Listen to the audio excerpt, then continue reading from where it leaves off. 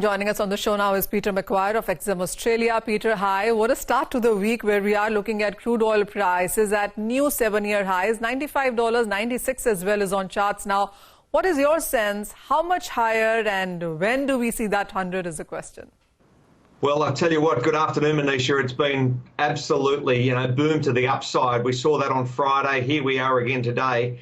And it just don't get in the way of a bull market. You've got the US dollar index sitting above 96 now. You've got gold, big push up, and you've got crude just, up 3.5%, nearly 4%, Manisha. So it's got the potential to be there this week because, quite simply, one thing, those major issues and the premium as far as war premium is being built in, and there's probably more scope for some risk to add to the price. So possibly you might see 100 this week. I'm not a betting man, but I think the potential is there. It's just boom.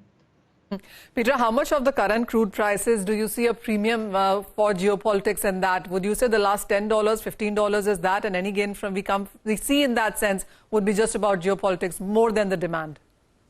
I think probably I'd give it about 6 or 7, but you've got to understand there's a lot of other points to it, Manisha. We've got supply underinvestment it leaves the market very vulnerable. You've got super backwardation, and don't take your mind off that one as far as for Brent and how tight the market is.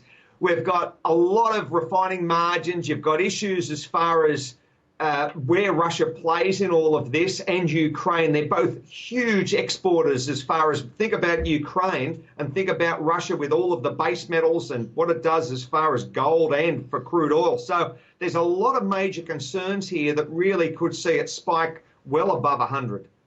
Well above 100. Are you putting a number to that, Peter? And also the other thing, the market and is really talking on how much is a possibility of a full-blown war. Until what levels are we looking at this? What are the kind of long positions that people are building in right now? I mean, in your circles, what the conversations are?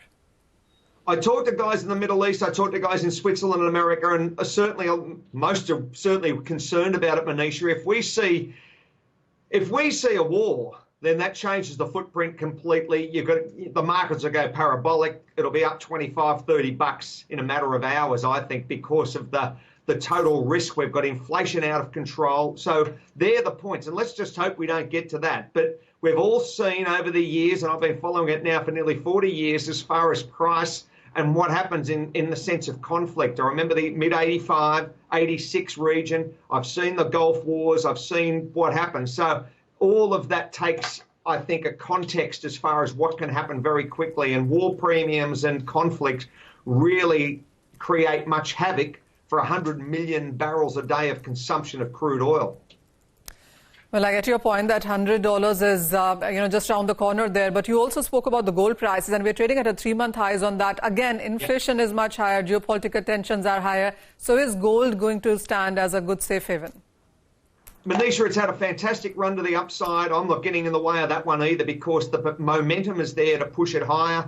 I think a lot of traders are really across at the EFTs. All of the big physical traders are onto it because they're just seeing that there's further upside. So at the moment, I would say that gold's got more legs to run, and keep an eye, of course, on silver. A lot of traders are buying physical.